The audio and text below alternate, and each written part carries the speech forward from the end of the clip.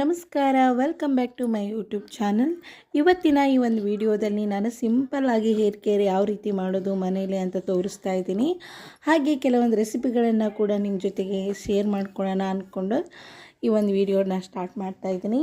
ಯಾರೆಲ್ಲ ನನ್ನ ಚಾನಲ್ನ ಸಬ್ಸ್ಕ್ರೈಬ್ ಮಾಡಿಲ್ಲ ಪ್ಲೀಸ್ ಸಬ್ಸ್ಕ್ರೈಬ್ ಮಾಡ್ಕೊಳ್ಳಿ ಅಂತ ಹೇಳ್ತಾ ಈ ಒಂದು ವಿಡಿಯೋನ ಸ್ಟಾರ್ಟ್ ಮಾಡ್ತಾ ಇದ್ದೀನಿ.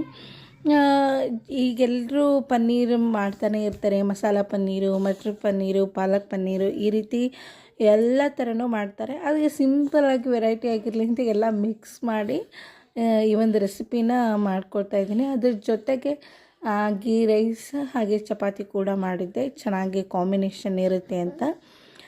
ಸೊ ಅದಕ್ಕಿಂತ ಮುಂಚೆ ನಾನು ಮಾರ್ನಿಂಗ್ ಒಂದು ಸಿಂಪಲ್ ಹೇರ್ ಕೇರ್ ಯಾವ ರೀತಿ ಮಾಡ್ಕೊಳ್ಳೋದು ಅಂತ ನಾನು ನಿಮ್ಗೆ ಒಂದೊಂದಾಗಿ ಹೇಳ್ತಾ ಹೋಗ್ತೀನಿ. ಈಗ ವೈಟ್ ಹೇರ್ಸ್ ಇರೋರಿಗೆ ಈಗೇನು ಕಲರ್ ಎಲ್ಲ ಹಾಕೋತಾರಲ್ಲ, ಅದ್ರಿಗೆ ಬದಲು ಒಂದು ನ್ಯಾಚುರಲ್ ಕಲರಿಂಗ್ ಯಾವ ರೀತಿ ಮಾಡ್ಕೊಳ್ಳೋದು ಅಂತ ತೋರಿಸ್ತಾ ಇದ್ದೀನಿ. ನಾನು ಆ್ಯಕ್ಚುಲಿ ಯೂಸ್ ಮಾಡೋದು ಬಂದುಬಿಟ್ಟು ಹೆನ್ನ ಅವರದ್ದು ಪ್ರೇಮ್ ದುಲಾನ್ ಅಂತ ಮೆಹಂದಿ ಯೂಸ್ ಮಾಡ್ತೀನಿ. ಇದನ್ನು ಯೂಸ್ ಮಾಡೋದ್ರಿಂದ ಬೇಗ ಕಲರ್ ಹೋಗೋದೇ ಇಲ್ಲ, ಹೇರ್ಸ್ದು ಹೋಗೋದೇ ಇಲ್ಲ ಆ್ಯಕ್ಚುಲಿ. ಹಾಗಾಗಿ ನಾನು ಅದ್ರ ಜೊತೆಗೆ ಏನೆಲ್ಲ ಮಿಕ್ಸ್ ಮಾಡ್ತೀನಿ ಅಂತ ನಾನು ನಿಮಗೆ ತೋರಿಸ್ತಾ ಹೋಗ್ತೀನಿ ಒಂದು ವಿಡಿಯೋದಲ್ಲಿ. ಈಗ ನಾನು ಏನೇನು ಪ್ರಾಡಕ್ಟ್ಸ್ನ ತೊಗೊಂಡಿದ್ದೀನಿ ಅಂತ ಹೇಳ್ತೀನಿ. ಈಗ ಹೆನ್ನ ಅವ್ರದ್ದು ಫ್ರೇಮ್ ದುಲಾನಲ್ಲಿ 3 ಶೇಡ್ ಬರ್ತವೆ. ಅದರಲ್ಲಿ ಬ್ರೌನ್, ರೆಡ್, ಆಮೇಲೆ ಬ್ಲ್ಯಾಕ್ ಶೇಡ್ ಈ ರೀತಿ ಬರುತ್ತೆ. ನಾನು ತೊಗೊಂಡಿರೋವಂಥದ್ದು ಬ್ರೌನ್ ಶೇಡ್.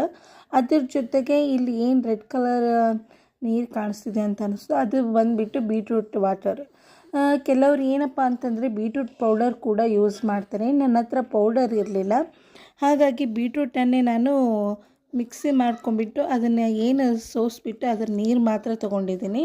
ಅದ್ರ ಜೊತೆಗೆ ಅರ್ಧ ನಿಂಬೆಹಣ್ಣಿನ ರಸ ಕೂಡ ಹಾಕೋತಾ ಇದ್ದೀನಿ. ನಿಮ್ಮ ಹತ್ರ ಏನಾದರೂ ನೆಲ್ಲಿಕಾಯಿ ಪೌಡರ್ ಇದ್ದರೆ ಅದನ್ನು ಕೂಡ ಯೂಸ್ ಮಾಡ್ಕೋಬೋದು. ನನ್ನ ಹತ್ರ ಅದು ಖಾಲಿಯಾಗಿರೋದ್ರಿಂದ ಇಷ್ಟು ಮಾತ್ರ ಯೂಸ್ ಮಾಡ್ಕೋತಾ ಇದ್ದೀನಿ. ಇದನ್ನೆಲ್ಲ ಮಿಕ್ಸ್ ಮಾಡಿ ಒಂದು 2 ಅವರ್ಸ್ ಬಿಟ್ಟು ಆಮೇಲೆ ತಲೆಗೆ ಅಪ್ಲೈ ಮಾಡೋದ್ರಿಂದ ನಿಮ್ಮ ಹೇರ್ಸ್ ಏನಿರುತ್ತಲ್ಲ ಕಲರ್ ಕೂಡ ತುಂಬ ಚೆನ್ನಾಗಿ ಕಾಣಿಸುತ್ತೆ, ಹಾಗೆ ಸಿಲ್ಕಿ ಕೂಡ ಕಾಣಿಸ್ತವೆ, ಹಾಗೆ ನ್ಯಾಚುರಲಿ ಕಲರ್ ಕೂಡ ಇರುತ್ತೆ. ಈಗ ಏನವ್ರದಂದ್ರೆ ಎಲ್ಲ ಪಾಕೆಟ್ ಮೆಹಂದಿಯಲ್ಲಿ ಏನು ಕೆಮಿಕಲ್ ಇದ್ದೇ ಇರುತ್ತೆ, ಇಲ್ಲ ಅಂತಲ್ಲ.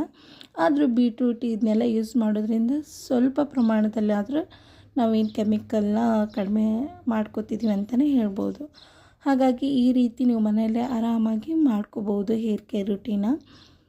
ಕಲರ್ ಕೂಡ ತುಂಬ ಬೇಗ ಏನೋ ಹೋಗೋದಿಲ್ಲ, ತುಂಬಾ ಚೆನ್ನಾಗಿರುತ್ತೆ ಕಲ್ಲರು. ನೀವೇನಾದರೂ ಮೆಹಂದಿ ಪೌಡರ್ ಇದಿಲ್ಲ ಅಂದರೆ ಗಿಡದ ಮೆಹಂದಿ ಆದರೂ ಯೂಸ್ ಮಾಡ್ಕೋಬೋದು. ಹಾಗೆ ನೆಕ್ಸ್ಟ್ ನಾನು ಇವತ್ತು ಏನು ಪಾಲಕ್ ಮಟರ್ ಪನ್ನೀರ್ ಮಾಡಬೇಕು ಅಂತಂದು ಇವತ್ತು ಅಂದ್ಕೊಂಡಿದ್ದೀನಿ. ಹಾಗಾಗಿ ಪಾಲಕ್ ಕೂಡ ತುಂಬಾ ಚೆನ್ನಾಗಿತ್ತು. ಪನ್ನೀರ್ ಒಂದು 250 ಗ್ರಾಮ್ನಷ್ಟು ತೊಗೊಂಡು ಬಂದ್ವಿ. ಪನ್ನೀರ್ ಕೂಡ ತುಂಬಾ ಚೆನ್ನಾಗಿತ್ತು. ನೀವು ಬೇಕಾದರೆ ಪನ್ನೀರ್ ಮನೆಯಲ್ಲೇ ಮಾಡ್ಕೊಳಕ್ಕೆ ಬಂದರೆ ಮನೇಲಿ ಕೂಡ ಮಾಡ್ಕೋಬೋದು. ನನಗೆ ಮನೇಲಿ ಮಾಡ್ಕೊಳ್ಳೋಕ್ಕೆ ಸ್ವಲ್ಪ ಟೈಮ್ ಇರಲಿಲ್ಲ ಅಂತ ಹೊರಗಡೆನೇ ತರಿಸಿದ್ದೆ. ಮನೇಲಿ ಕೂಡ ಮಾಡ್ಕೋಬೋದು, ಹಾಗೇನಿಲ್ಲ. ಹೊರಗಡೆನೇ ತರಿಸಿದ್ದೀನಿ, ಒಂದು 250 ಗ್ರಾಮ್ನಷ್ಟಿದೆ. ಅದ್ರ ಜೊತೆಗೆ ಪಾಲಕ್ ಕೂಡ ತರಿಸಿದ್ದೀನಿ. ಈಗ ಪಾಲಕ್ಕೆಲ್ಲ ಚೆನ್ನಾಗಿ ತೊಳ್ಕೊಳ್ಬೇಕು. ಸ್ವಲ್ಪ ಅಂದರೆ ಮಣ್ಣು ಏನಾದರೂ ಇರುತ್ತಲ್ಲ, ಹಾಗಾಗಿ ಒಂದು 2-3 ಸರ್ತಿ ವಾಶ್ ಮಾಡ್ಕೊಳ್ಳೋದ್ರಿಂದ ಎಲ್ಲ ಕ್ಲೀನ್ ಆಗಿಬಿಡುತ್ತೆ. ಈ ಪಾಲಕ್ ಏನಿರುತ್ತಲ್ಲ, ಅದು ದೊಡ್ಡ ಸೊಪ್ಪೆಲ್ಲ ಏನು ಹಿಂದುಗಡೆ ಕಡ್ಡಿ ಇರುತ್ತಲ್ಲ, ಅದನ್ನ ಸ್ವಲ್ಪ ತೆಗೆದುಬಿಡಿ. ಯಾಕಂದರೆ ಇಲ್ಲಾಂದರೆ ನಡೆಯುತ್ತೆ, ಹಾಗೇನಿಲ್ಲ. ಮಿಕ್ಸಿ ಮಾಡ್ಕೊಳ್ಳೋದ್ರಿಂದ ಎಲ್ಲ ಸಣ್ಣನೇ ಆಗುತ್ತೆ.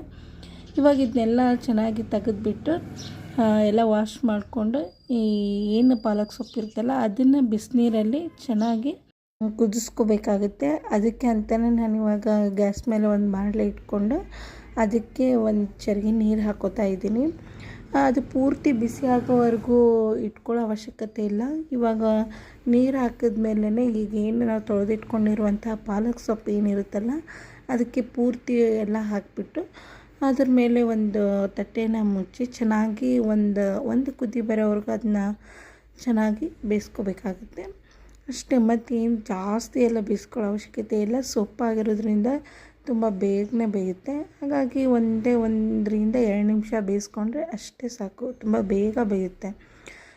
ನೋಡಿ ಇಲ್ಲಿ ಆಲ್ರೆಡಿ ಬೇಗ ಬೆಂದಿದೆ.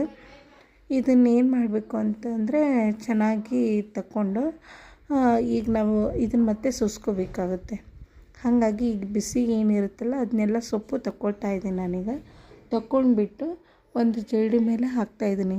ಹಾಕಿಬಿಟ್ಟು ಅದ್ರ ಮೇಲೆ ತಣ್ಣೀರು ಹಾಕ್ತಾಯಿದ್ದೀನಿ. ತಣ್ಣೀರು ಹಾಕೋದ್ರಿಂದ ಏನು ಪಾಲಕ್ ಸೊಪ್ಪಿನ ಕಲರ್ ಗ್ರೀನ್ ಆಗಿರುತ್ತಲ್ಲ ಅದು ಮಿಕ್ಸಿಗೆ ಹಾಕಿದ ಮೇಲೆ ಚೇಂಜ್ ಆಗೋಲ್ಲ, ಹಾಗೆ ಗ್ರೀನ್ ಕಲರೇ ಕಾಣಿಸುತ್ತೆ. ನಾನು ನಿಮಗೆ ಮಿಕ್ಸಿ ಮಾಡಿದ ಮೇಲೆ ತೋರಿಸ್ತೀನಿ ಯಾವ ರೀತಿ ಕಲರ್ ಗ್ರೀನ್ ಆಗಿರುತ್ತೆ ಅಂತಂದು. ನೆಕ್ಸ್ಟ್ ಇವಾಗ ನಾನು ಪನ್ನೀರ್ ಏನಿರುತ್ತಲ್ಲ ಅದನ್ನು ಕೂಡ ಕಟ್ ಮಾಡಿಕೊಂಡು ನಮಗೆ ಯಾವ ಶೇಪ್ ಬೇಕೋ ಆ ಶೇಪಲ್ಲಿ ನಾನು ಕಟ್ ಮಾಡ್ಕೊಳ್ತಾ ಇದ್ದೀನಿ. ಕಟ್ ಮಾಡಿ ಆಲ್ರೆಡಿ ಇಟ್ಟಿದ್ದೀನಿ. ಇದನ್ನು ಬೇಕಾದರೆ ನೀವು ಫ್ರೈ ಕೂಡ ಮಾಡ್ಕೋಬೋದು, ಇಲ್ಲಾಂದರೆ ಹಾಗೆ ಕೂಡ ಹಾಕೋಬೋದು. ನಾನು ಇದನ್ನು ಫ್ರೈ ಮಾಡ್ಕೊತೀನಿ.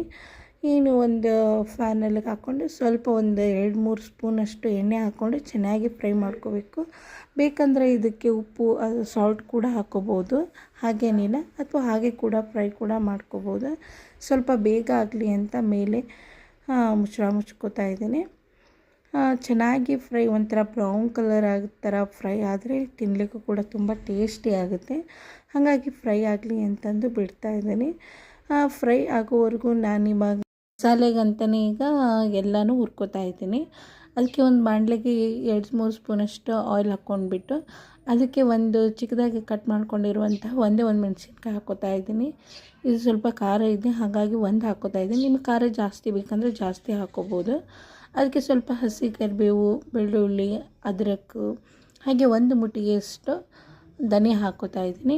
ನಾನು ಈಗ ಮಸಾಲೆಗೆ ಸ್ವಲ್ಪ ಖಾರದ ಪುಡಿ ಕೂಡ ಆ್ಯಡ್ ಮಾಡ್ಕೊಂಡಿರೋದ್ರಿಂದ ಖಾರಕ್ಕಂತ ಒಂದೇ ಒಂದು ಮೆಣಸಿನ್ಕಾಯಿ ಹಾಕ್ಕೋತಾ ಇದ್ದೀನಿ. ಹಾಗಾಗಿ ಜಾಸ್ತಿ ಖಾರ ಹಾಕೋತಾ ಇಲ್ಲ, ಯಾಕಂದರೆ ಖಾರದ ಪುಡಿ ಹಾಕ್ಕೊಳ್ಳೋದ್ರಿಂದ ಸ್ವಲ್ಪ ಖಾರ ಕೂಡ ಹೆಚ್ಚಾಗುತ್ತೆ. ಹಾಗಾಗಿ ಒಂದೇ ಒಂದು ಹಾಕ್ಕೊಂಡಿದ್ದೀನಿ. ಮತ್ತು ಇದಕ್ಕೆ ಚಕ್ಕೆ ಒಂದು 2 ಪೀಸಷ್ಟು ಚಕ್ಕೆ ಹಾಕ್ಕೊಂಡಿದ್ದೀನಿ. ಒಂದು 3-4 ಲವಂಗ ಹಾಕ್ಕೊಂಡಿದ್ದೀನಿ. ಮತ್ತು 1-2 ಕಾಳುಮೆಣಸು ಕೂಡ ಹಾಕ್ಕೊಳ್ತಾ ಇದ್ದೀನಿ. ಇದನ್ನೆಲ್ಲ ಕೂಡ ಒಂದು ಲೋ ಫ್ಲೇಮಲ್ಲಿ ಚೆನ್ನಾಗಿ ಹುರ್ಕೋಬೇಕು. ಹುರಿದ ನಂತರ ಇದು ತಣ್ಣಗಾಗೋವರೆಗೆ ಬಿಡಬೇಕು. ಸ್ವಲ್ಪ ಸೈಡಿಗೆ ತಗೊಳ್ತಾ ಇದ್ದೀನಿ. ಮತ್ತು ಒಂದು ಬಾಣಲೆ ಬಿಸಿ ಮಾಡ್ಕೊಂಡ್ಬಿಟ್ಟು ಅದಕ್ಕೆ 2-3 ಸ್ಪೂನಷ್ಟು ಎಣ್ಣೆ ಹಾಕ್ಕೊಂಡ್ಬಿಟ್ಟು ಕಟ್ ಮಾಡ್ಕೊಂಡಿರುವಂತಹ ಈರುಳ್ಳಿನ ಫ್ರೈ ಮಾಡ್ಕೋತಾ ಇದ್ದೀನಿ. ಅಥವಾ ಮೀಡಿಯಮ್ ಫ್ಲೇಮಲ್ಲಿ ಅಥವಾ ಹೈ ಫ್ಲೇಮಲ್ಲಿ ಫ್ರೈ ಮಾಡ್ಕೊಳ್ಳೋದ್ರಿಂದ ಏನು ಟೇಸ್ಟ್ ಬರಲ್ಲ. ಸ್ವಲ್ಪ ಮೀಡಿಯಮ್ ಫ್ಲೇಮಲ್ಲೇ ಚೆನ್ನಾಗಿ ಫ್ರೈ ಮಾಡಬೇಕು. ಇನ್ನು ಚೆನ್ನಾಗಿ ಫ್ರೈ ಆದ ನಂತರ ಸ್ವಲ್ಪ ಅರಿಶಿನ ಪುಡಿ ಹಾಕ್ಕೋತಾ ಇದ್ದೀನಿ. ಮತ್ತು ನಿಮಗೆ ಏನಾದರೂ ಮಸಾಲೆ ಈಗೆಲ್ಲ ಹಾಕೋಕ್ಕೆ ಹೋಗ್ಬಿಡಿ ಫ್ರೈ ಮಾಡುವಾಗ. ಜಸ್ಟ್ ಅರಿಶಿನ ಪುಡಿ ಮತ್ತು ಖಾರದ ಪುಡಿ ಅಷ್ಟೇ ಹಾಕ್ಕೋತಾ ಇದ್ದೀನಿ. ಹಾಕ್ಕೊಂಡ್ಬಿಟ್ಟು ಒಂದು ಸಲ ಸ್ವಲ್ಪ ಫ್ರೈ ಮಾಡಿಬಿಟ್ರೆ ಸಾಕು. ಇದನ್ನು ಕೂಡ ತಣ್ಣಗಾಕೋವರೆಗೂ ಸೈಡಿಗೆ ತಕ್ಕೋತಾ ಇದ್ದೀನಿ. ಬಿಸಿ ಬಿಸಿದೇ ಮಿಕ್ಸಿ ಮಾಡೋಕ್ಕೆ ಹೋಗಬಾರ್ದು, ಹಾಗಾಗಿ ಸ್ವಲ್ಪ ಸೈಡಿಗೆ ತಕ್ಕೊಂಡ್ಬಿಟ್ಟು ಮತ್ತು ಒಂದು ಬಾಣಲೆ ಬಿಸಿ ಮಾಡಿಕೊಂಡು ಅದಕ್ಕೆ ಕಟ್ ಮಾಡ್ಕೊಂಡಿರುವಂತಹ ಟೊಮ್ಯಾಟೊನೆಲ್ಲ ಹಾಕ್ಕೋತಾ ಇದ್ದೀನಿ. ಟೊಮೆಟೊ ಕೂಡ ಸ್ವಲ್ಪ ಚೆನ್ನಾಗಿ ಫ್ರೈ ಆಗಬೇಕು. ಕೆಲವರಂತೂ ಟೊಮ್ಯಾಟೊನ ಹಸಿದೇ ಮಿಕ್ಸಿ ಮಾಡ್ಕೋತಾರೆ. ಈಗ ನಾನು ಎಲ್ಲ ಮಸಾಲೆಗಳನ್ನು ಫ್ರೈ ಮಾಡಿ ಹಾಕ್ಕೊಳ್ತಾ ಇರೋದ್ರಿಂದ ಟೊಮೆಟೊ ಕೂಡ ಸ್ವಲ್ಪ ಫ್ರೈ ಮಾಡಿಕೊಂಡೇ ಹಾಕ್ಕೋತಾ ಇದ್ದೀನಿ.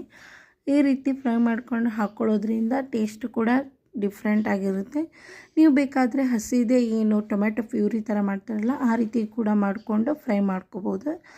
ಈಗ ನಾನು ಎಲ್ಲನೂ ಕೂಡ ಮಿಕ್ಸಿ ಮಾಡ್ಕೋತಾ ಇದ್ದೀನಿ. ಅಂದರೆ ಮುಂಚೆ ಏನು ಹುರಿದಿಟ್ಟಿರುವಂತಹ ಮಸಾಲೆ ಮತ್ತು ಟೊಮೆಟೊ ಮಾತ್ರ ನಾನೀಗ ಮಿಕ್ಸಿ ಮಾಡಿಕೊಂಡು ಹಾಕ್ಕೋತಾ ಇದ್ದೀನಿ. ಈಗ ಇದನ್ನು ಬಿಸಿ ಮಾಡ್ಕೊಂಡ್ಬಿಟ್ಟು ಬಾಣಲೆನ ಅದಕ್ಕೆ ಟ್ರಾನ್ಸ್ಫರ್ ಮಾಡ್ತಾಯಿದ್ದೀನಿ. ಮಾಡಿಕೊಂಡು ಇದನ್ನ ಸ್ವಲ್ಪ ಚೆನ್ನಾಗಿ ಈಗ ಮಿಕ್ಸ್ ಮಾಡ್ಕೋಬೇಕು. ಮಿಕ್ಸ್ ಮಾಡ್ಕೊಂಬಿಟ್ಟು ಇವಾಗ ಎಲ್ಲ ಬರೀ ಟೊಮೆಟೊದು ಮಾತ್ರ ಈಗ ಮಸಾಲೆ ರೆಡಿ ಆಯಿತು. ಈಗ ನೆಕ್ಸ್ಟ್ ನಾವು ಮಿಕ್ಸಿಗೆ ಏನು ಪಾಲಕ್ಕೆಲ್ಲ ಚೆನ್ನಾಗಿ ಬೇಯಿಸ್ಬಿಟ್ಟು ಇಟ್ಕೊಂಡಿದ್ವಲ್ಲ ಅದನ್ನು ನಾವೀಗ ಮಿಕ್ಸಿ ಮಾಡ್ಕೋಬೇಕು. ನಾನು ನಿಮಗೆ ಮುಂಚೆನೇ ಹೇಳಿದ್ದೆ, ಪಾಲಕ್ಕೆಲ್ಲ ಮಿಕ್ಸಿ ಮಾಡ್ಕೊಂಡು ಆದಮೇಲೆ ಕೂಡ ಕಲರ್ ಕೂಡ ಏನೂ ಹೋಗಿರಲ್ಲ, ಡಿಫ್ರೆಂಟ್ ಆಗಿರೋದೇ ಇಲ್ಲ ಅಂತಂದು. ಯಾಕಂದರೆ ಅದಕ್ಕೆ ಬಿಸಿ ಮಾಡಿಬಿಟ್ಟು ತಣ್ಣೀರು ಹಾಕಿರೋದ್ರಿಂದ ಆ ಕಲರ್ ಹಾಗೇ ಇರುತ್ತೆ.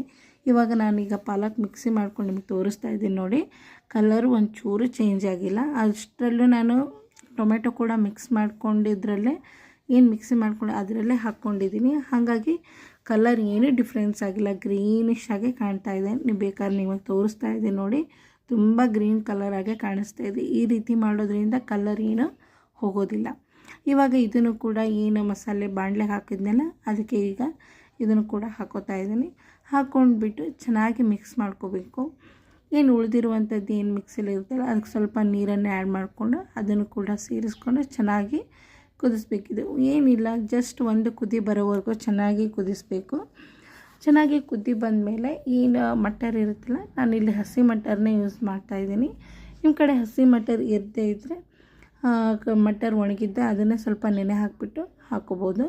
ಅದ್ರ ಜೊತೆಗೆ ಏನು ಫ್ರೈ ಮಾಡ್ಕೊಂಡಿರುವಂತಹ ಪನ್ನೀರ್ ಕೂಡ ಇದಕ್ಕೆ ಆ್ಯಡ್ ಮಾಡ್ಕೋತಾ ಇದ್ದೀನಿ. ಇದು ಒಂದು 5-10 ನಿಮಿಷ ಏನು ಬೇಯಬೇಕು. ಚೆನ್ನಾಗಿ ಬೇಯ್ದುಬಿಟ್ರೆ ತುಂಬ ಟೇಸ್ಟಿಯಾಗಿರುವಂತಹ ಪಾಲಕ್ ಮಟರ್ ಪನ್ನೀರ್ ರೆಡಿ ಆಗುತ್ತೆ. ಅದ್ರ ಜೊತೆಗೆ ನಾನಿವಾಗ ಉಪ್ಪು ಕೂಡ ಸೇರಿಸಿರಲಿಲ್ಲ ಮುಂಚೆ, ಹಾಗಾಗಿ ನಿಮಗೆ ಎಷ್ಟು ರುಚಿಗೆ ತಕ್ಕಷ್ಟು ಉಪ್ಪು ಹಾಕ್ಕೋಬೇಕು. ನನಗೆ 1 ಸ್ಪೂನಷ್ಟು ಉಪ್ಪು ಹಾಕ್ಕೊಂಡ್ಬಿಟ್ಟು ಮತ್ತು ಒಂದು ಮಿಕ್ಸ್ ಮಾಡ್ಕೋತಾ ಇದ್ದೀನಿ. ಹಾಗೆ ಇದ್ರ ಜೊತೆಗೆ ನಾನಿವತ್ತು ಏನು ಮಸಾಲೆ ಹಾಕೋತಾ ಇದ್ದೀನಿ ಅಂತ ಬಾದ್ಶಾಹ ಅಂತ. ಇದು ತುಂಬಾ ಟೇಸ್ಟಿ ಬರುತ್ತೆ ಈ ಮಸಾಲೆ ಪೌಡ್ರ್ ಹಾಕ್ಕೊಳ್ಳೋದ್ರಿಂದ. ನಿಮ್ಮ ಹತ್ರ ಯಾವ ರೀತಿ ಮಸಾಲೆ ಪೌಡ್ರ್ ಇರುತ್ತೆ ಅದನ್ನು ಕೂಡ ಯೂಸ್ ಮಾಡ್ಕೋಬೋದು. ನಾನು ಇದನ್ನು ಒಂದು ಅರ್ಧ ಟೇಬಲ್ ಸ್ಪೂನಷ್ಟು ಹಾಕ್ಕೊಂಡಿದ್ದೀನಿ. ಮತ್ತೇನು ಹಾಕೋತಾ ಇಲ್ಲ, ಜಸ್ಟ್ ಮಿಕ್ಸ್ ಮಾಡ್ಕೊಂಬಿಟ್ಟು ಇವ್ರು ಕೆಲವೊಬ್ಬರು ಕ್ರೀಮ್ ಎಲ್ಲ ಯೂಸ್ ಮಾಡ್ತಾರೆ ಈ ಪಾಲಕ್ ಪನ್ನೀರ್ಗಳೆಲ್ಲ. ನನ್ನ ಹತ್ರ ಕ್ರೀಮ್ ಏನಿಲ್ಲ, ಅದಕ್ಕೆ ಒಂದು 4-5 ಸ್ಪೂನಷ್ಟು ಮೊಸರನ್ನು ಹಾಕೋತಾ ಇದ್ದೀನಿ. ಇದರಿಂದ ಸ್ವಲ್ಪ ಟೇಸ್ಟ್ ಕೂಡ ಹುಳಿ ಅನಿಸುತ್ತೆ ಅಥವಾ ಸ್ವಲ್ಪ ಚೇಂಜ್ ಅನಿಸುತ್ತೆ. ಡೈಲಿ ಕ್ರೀಮ್ ಯೂಸ್ ಮಾಡೋದ್ರಿಂದ ಸ್ವಲ್ಪ ಹೆಲ್ತ್ ಕೂಡ ಹಾಳಾಗುತ್ತೆ. ಹಾಗಾಗಿ ಡೈಲಿ ಏನು ಕ್ರೀಮ್ ಯೂಸ್ ಮಾಡಬಾರ್ದು. ಸ್ವಲ್ಪ ನಾವು ವಾರಕ್ಕೆ 2 ಸರ್ತಿ ಈ ರೀತಿ ಪನ್ನೀರನ್ನ ಮಾಡ್ತಾನೆ ಇರ್ತೀವಿ. ಹಾಗಾಗಿ ನಾನು ಕ್ರೀಮ್ ಅಂತೂ ಯಾವತ್ತೂ ಯೂಸ್ ಮಾಡೋದೇ ಇಲ್ಲ. ಇವಾಗ ಒಂದು 5 ನಿಮಿಷ ಕುದ್ದಿದೆ. ನಿಮಗಿನ್ನೂ ಚೆನ್ನಾಗಿ ಕ್ರೀಮಿ ಟೆಕ್ಸ್ಚರ್ ಬೇಕಾ ಅಂತಂದರೆ ಇದು ಮಸಾಲ ಸ್ವಲ್ಪ ಏನು ನಾವು ಮಸಾಲೆ ಎಲ್ಲ ಫ್ರೈ ಮಾಡ್ತಿರ್ತೀವಲ್ಲ, ಆವಾಗ ಸ್ವಲ್ಪ ಗೋಡಂಬಿ ಕೂಡ ಫ್ರೈ ಮಾಡಿಕೊಂಡು ಮಿಕ್ಸಿ ಮಾಡ್ಕೊಂಡು ಹಾಕಿದರೆ ಟೇಸ್ಟ್ ಕೂಡ ಇನ್ನೂ ಚೆನ್ನಾಗಿ ಬರುತ್ತೆ. ಇವಾಗ ಕುದ್ದಿದ ಮೇಲೆ ನಾನು 1 ಟೇಬಲ್ ಸ್ಪೂನಷ್ಟು ತುಪ್ಪ ಹಾಕ್ಕೊಂಡಿದ್ದೀನಿ. ನಿಮ್ಮ ಕಡೆ ತುಪ್ಪ ಇದ್ದರೆ ತುಪ್ಪ ಹಾಕ್ಕೊಳ್ಳಿ, ಇಲ್ಲಾಂದರೆ ಬೆಣ್ಣೆ ಕೂಡ ಹಾಕ್ಬೋದು. ಹಾಗೆ ಫೈನಲಾಗಿ ಚಿಕ್ಕದಾಗಿ ಕಟ್ ಮಾಡ್ಕೊಂಡಿರೋಂಥ ಕೊತ್ತಂಬರಿ ಕೂಡ ಹಾಕ್ಕೊಂಡಿದ್ದೀನಿ. ಇದ್ರ ಜೊತೆಗೆ ಒಂದು ಸ್ವಲ್ಪ ಗೀ ರೈಸ್ ಕೂಡ ಮಾಡ್ಕೊಳ್ಳೋಣ ಅಂತಂದು ಇವಾಗ ಕುಕ್ಕರ್ಗೆ ಒಂದು 2-3 ಸ್ಪೂನಷ್ಟು ತುಪ್ಪ ಕೂಡ ಹಾಕ್ಕೊಂಡಿದ್ದೀನಿ. ನಾನು ಮನೆಯಲ್ಲೇ ಮಾಡಿದ್ದ ತುಪ್ಪ ಹಾಕ್ಕೊಂಡಿದ್ದೀನಿ, ಹೋಮ್ ಮೇಡ್ ತುಪ್ಪ ಅಂತಲೇ ಹೇಳ್ಬೋದು. ಸ್ವಲ್ಪ ಹಾಲು ತಗೋತೀವಲ್ಲ, ಅದನ್ನು 1 ವೀಕೆಲ್ಲ ಕೆನೆ ಎಲ್ಲ ತೆಗೆದುಬಿಟ್ಟು ಮನೆಯಲ್ಲೇ ಮಜ್ಜಿಗೆ ಮಾಡಿ ಬೆಣ್ಣೆ ತೆಗೆದುಬಿಟ್ಟು ರೆಡಿ ಮಾಡ್ಕೊಂಡಿರುವಂಥ ತುಪ್ಪ ಇದು. ಸೊ ಹಾಗಾಗಿ ಈಗ 2-3 ಸ್ಪೂನಷ್ಟು ತುಪ್ಪ ಹಾಕ್ಕೊಂಡಿದ್ದೀನಿ. ಮತ್ತು ಅದ್ರ ಜೊತೆಗೆ ಒಂದು 4-5 ಲವಂಗ ಹಾಗೆ ಗೋಡಂಬಿ ಕೂಡ ಸ್ವಲ್ಪ ಪೀಸ್ ಮಾಡಿ ಹಾಕೋತಾ ಇದ್ದೀನಿ. ಅಂದರೆ ಸ್ವಲ್ಪ ಟೇಸ್ಟ್ ಕೂಡ ತುಂಬ ಚೆನ್ನಾಗಿರುತ್ತೆ ಅಂತ ಹಾಕ್ಕೊಂಡು, ನಿಮ್ಮ ಕಡೆ ಇದ್ದರೆ ಹಾಕ್ಕೊಳ್ಳಿ, ಇಲ್ಲಾಂದರೆ ಸ್ಕಿಪ್ ಮಾಡ್ಬೋದು, ಹಾಗೇನಿಲ್ಲ.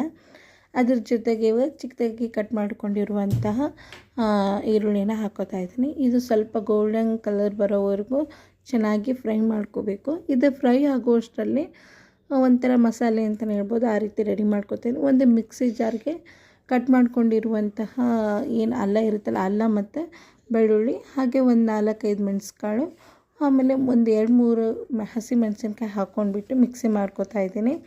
ಈಗ ಅಂಗಡಿಗಳಲ್ಲೆಲ್ಲ ತರ್ತಾರೆ ಏನು ಬೆಳ್ಳುಳ್ಳಿ ಮತ್ತು ಅಲ್ಲ ಪೇಸ್ಟು, ಆದರೆ ನಾನು ಮನೆಯಲ್ಲೇ ಮಾಡ್ಕೋತೀನಿ. ಫ್ರೆಶ್ಶಾಗಿ ಮಾಡ್ಕೊಳ್ಳೋದ್ರಿಂದ ಟೇಸ್ಟ್ ಕೂಡ ತುಂಬಾ ಚೆನ್ನಾಗಿ ಬರುತ್ತೆ. ಹಾಗಾಗಿ ನಾನು ಯಾವಾಗ ಏನಾದರೂ ಅಡುಗೆ ಮಾಡುವಾಗ ಅದಕ್ಕೆ ಏನಾದರೂ ಬೆಳ್ಳುಳ್ಳಿ ಅಲ್ಲ ಪೇಸ್ಟ್ ಬೇಕಾಗಿತ್ತು ಅಂತಂದರೆ ಅದನ್ನು ಆವಾಗಲೇ ಕೂಡ ಮಾಡ್ಕೊಂಡ್ಬಿಟ್ಟು ನಾನು ಹಾಕೋತಾ ಇದ್ದೀನಿ. ಇವಾಗ ಒಂದು 3 ಸ್ಪೂನಷ್ಟು ಪೇಸ್ಟ್ ಆಗಿದೆ ಇದು, ಅದನ್ನು ಆ್ಯಡ್ ಮಾಡಿಕೊಂಡು ಚೆನ್ನಾಗಿ ಫ್ರೈ ಮಾಡ್ಕೋತಾ ಇದ್ದೀನಿ. ನಿಮಗೆ ಅಕಸ್ಮಾತ್ ಮನೇಲಿ ಮಾಡ್ಕೊಳಕ್ಕಾಗಲಿಲ್ಲ ಅಂದರೆ ಏನು ಮಾಡೋಕ್ಕಾಗಲ್ಲ, ಹೊರಗಡೆಯಿಂದ ತೊಗೊಂಬಂದಿದ್ದೆ ಜಿಂಜರ್ ಗಾರ್ಲಿಕ್ ಪೇಸ್ಟ್ ಹಾಕ್ಕೋಬೇಕಾಗತ್ತೆ. ಇವಾಗ ನಾನು ಇದಕ್ಕೆ ಹಸಿ ಬಟಾಣಿನ ಹಾಕ್ಕೋತಾ ಇದ್ದೀನಿ. ನಿಮ್ಮ ಕಡೆ ಹಸಿ ಬಟಾಣಿ ಇರಲಿಲ್ಲ ಅಂದರೆ ಏನು ಒಣಗಿದ್ದೇ ಇರುತ್ತಲ್ಲ, ಅದನ್ನು ಸ್ವಲ್ಪ ರಾತ್ರಿ ಎಲ್ಲ ನೆನೆ ಹಾಕಿಬಿಟ್ಟು ಬೆಳಗ್ಗೆ ನೀವು ಅದನ್ನು ಯೂಸ್ ಮಾಡ್ಕೋಬೋದು. ಇದು ಚೆನ್ನಾಗಿ ಫ್ರೈ ಆಗಲಿ ಅಂತಂದು ಒಂದು ಸ್ವಲ್ಪ ರುಚಿಗೆ ತಕ್ಕಷ್ಟು ಉಪ್ಪು ಕೂಡ ಹಾಕ್ಕೋತಾ ಇದ್ದೀನಿ. ಹಾಕ್ಕೊಂಡ್ಬಿಟ್ಟು ಏನು ಹಾಕಿ ತೊಳೆದಿರ್ತೀವಲ್ಲ ಅದನ್ನು ಹಾಕ್ಕೊಂಡು ಚೆನ್ನಾಗಿ ಮಿಕ್ಸ್ ಕೊಡಬೇಕು. ಕೆಲವೊಬ್ಬರು ಈ ಗೀ ರೈಸ್ಗೆ ಏನು ವೆಜಿಟೇಬಲ್ಸ್ ಯೂಸ್ ಮಾಡ್ತಾರೆ, ಕೆಲವೊಬ್ರು ಯೂಸ್ ಮಾಡಲ್ಲ. ನಾನು ಯಾವಾಗಲೂ ಇಷ್ಟು ಸಿಂಪಲಾಗೆ ಮಾಡ್ಕೋತಾ ಇದ್ದೀನಿ.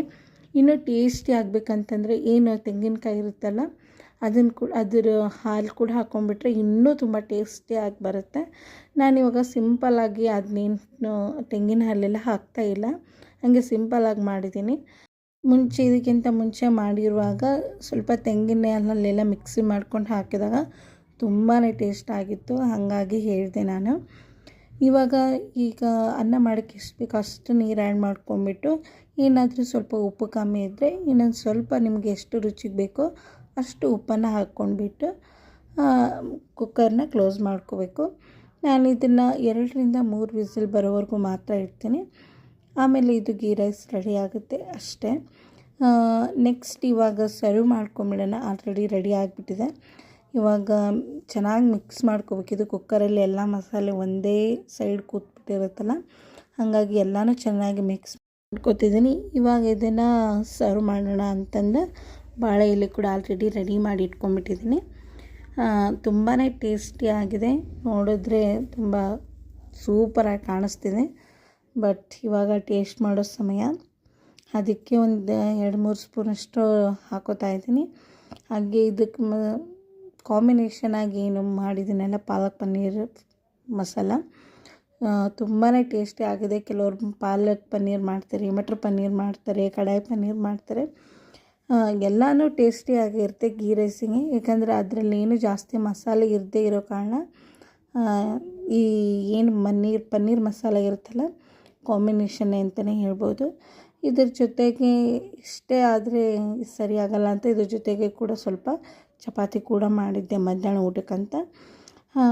ಸೊ ಇದಾಗಿತ್ತು ಇವತ್ತಿನ ವಿಡಿಯೋ. ಇನ್ ಕೇಸ್ ಈ ವಿಡಿಯೋ ಏನಾದರೂ ನಿಮ್ಗೆ ಇಷ್ಟ ಆದರೆ ಪ್ಲೀಸ್ ಲೈಕ್ ಮಾಡಿ, ಶೇರ್ ಮಾಡಿ, ಹಾಗೆ ಕಮೆಂಟ್ ಮಾಡಿ ಅಂತ ಹೇಳ್ತಾ ಇವತ್ತಿನ ಈ ವಿಡಿಯೋನ ಎಂಡ್ ಮಾಡ್ತಾಯಿದ್ದೀನಿ. ಹಾಗೆ ಎಲ್ರಿಗೂ ಥ್ಯಾಂಕ್ ಯು.